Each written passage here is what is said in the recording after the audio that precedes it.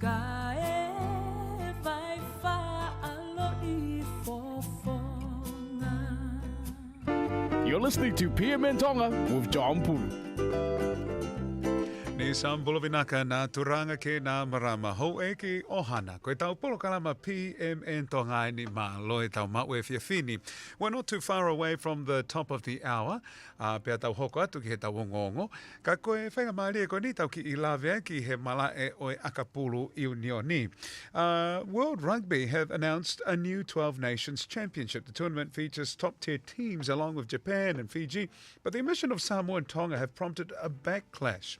Here to delve into it and share a little bit more is Pita Alatini. Pita, malo lele, and welcome back to the Polo Kalama.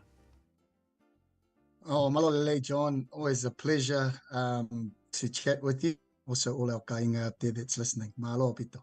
Malo, Pito, si ika mai he Polo Kalama oi hoani, Pita. Always wonderful to see you. Let's talk about this competition. Ai ni koe ko tuku mai he World Rugby. How does it work, and is it a good thing for our Pasifika teams? Not very understandable from both our and Samoa counterparts and also our Pacifica and Asian trees. They've spoken about the game and I know they're putting resources into other minnow countries. I suppose after the success of, say, Portugal, we're seeing Spain and other little minnows that are doing really well in sevens come through, which is understandable as well. But when we think about the global scale and the competition that's required and also our representation within rugby, and Pacifica is very high participant in percentages across the country. I think counted about 13 out of the 20 teams had Pacifica descent in teams they had. So we do cover a lot across the ground and front line. So what this does is that I think it separates the top again from the bottom or the near teams that are close, which we're in, Samoa and Tonga. And it just puts another barrier on top of us to grow and get better. And as we've seen in these World Cup games, or being very, very competitive, that's where we need this game to go. Malo pito pita ki whakamaala, and I do apologise kātaki pito ko. We are having a little bit of a technical difficulty, so we did miss out a few bits of what you mentioned there. So where to next for our Tongan teams, and what this means for Tonga to be part of this new competition? I think for us, John, especially for us Tongan and our Tongan environment, we really have to look at our game in a deep scale. We keep talking about it. I think our governance and our structure and our homeland needs to be looked at. We really need to get that in order, to be honest, to be first before we even look at competitions going forward.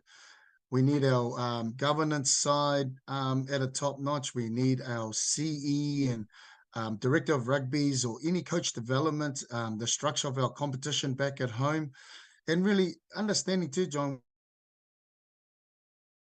we have a lot of players that are all leaving overseas for either playing in different countries, but more so of late also we've got our players going across to countries to work, you know, and to help their families.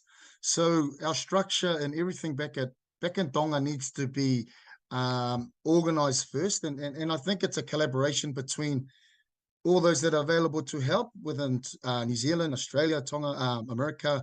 I think there needs to be a collaboration across the board. And knowing that Tonga is still our country and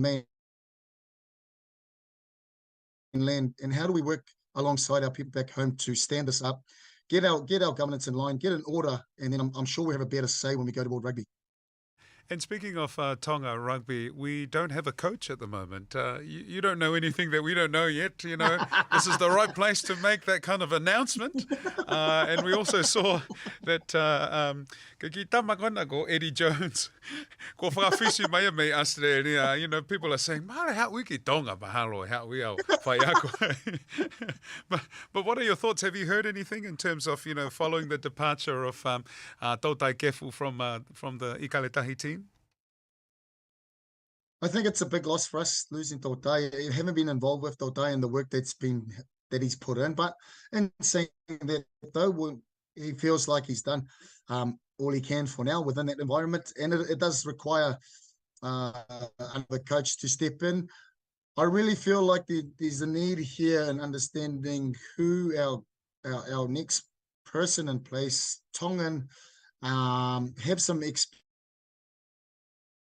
experience in terms of high-level coaching, but more understanding of grassroots within our own landscape in Tonga. And like I mentioned before, I feel like a meaningful competition at home across the board. We really need to build our depth.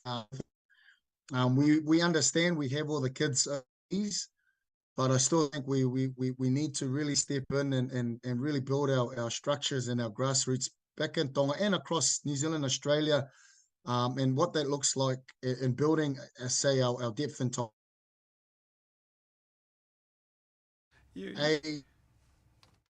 All the necessary structures within a rugby environment that will make our game stronger within our islands.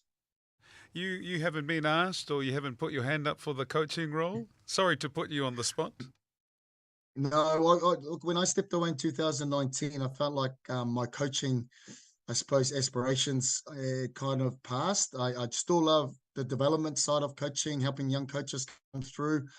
Here with our Tongan Barbarians, Pita Alatini Trust rugby team, with a young, that's a special area in terms of where I want to see kids go through, or how I work alongside, the kids to build a pathway that's real for them, and kind of in terms of that too is understanding that rugby's a vehicle and into life and a pathway into life. So I feel my time in coaching is not then. That does not say that I want to be involved in Tongan rugby in some way, or Pasifika rugby. And that's probably a side where I just need to learn a little bit around the governance side, around that structural side. I feel like that's probably where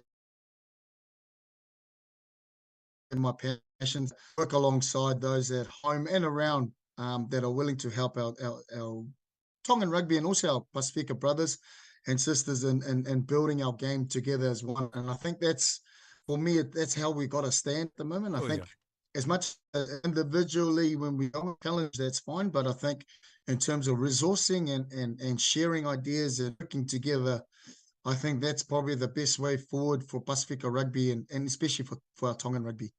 Morning, Pito. And we wish the next coach the very best. Aia koe tēnei hanga whetongi koe ni atautai.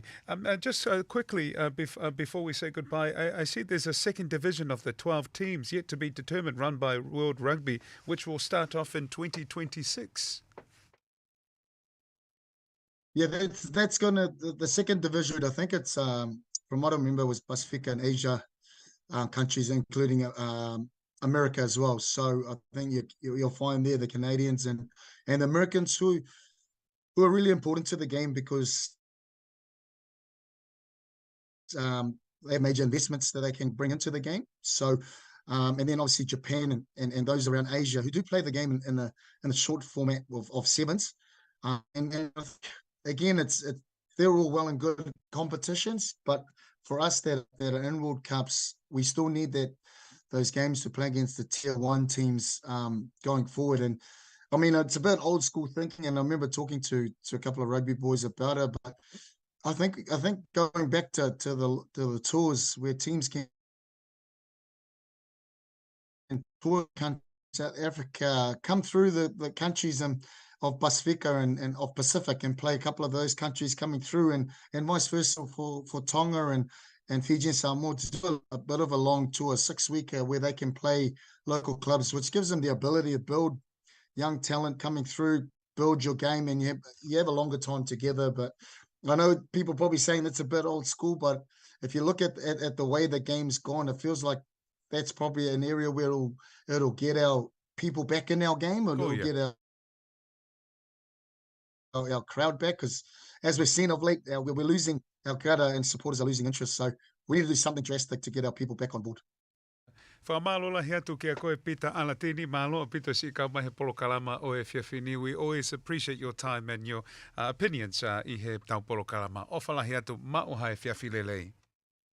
Malo pito, John. Thank you.